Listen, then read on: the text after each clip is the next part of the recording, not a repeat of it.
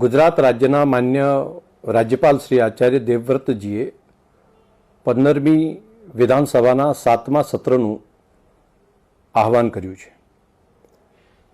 આ ચોમાસું સત્ર તારીખ 8, 9, 10 સપ્ટેમ્બર દરમિયાન બોલાવવામાં આવ્યું છે.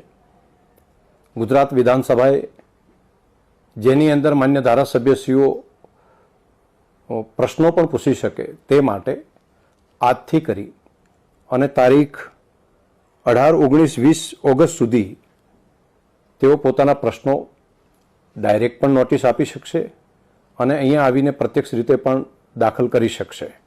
તો એક ઓનલાઈન તેમજ પ્રત્યક્ષ આપવાની બંને પદ્ધતિ ચાલુ રહેશે.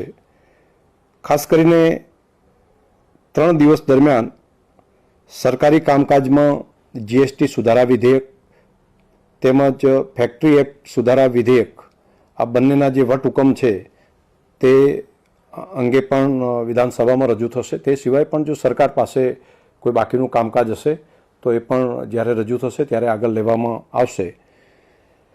કામકાજ સલાહકાર સમિતિની મિટિંગ જે છે એ તારીખ 6/9/2025ના રોજ શનિવારના બોલાવવામાં આવશે. તેની અંદર બાકીના વિગતવાર જે કામો છે તેની ચર્ચા કરવામાં આવશે.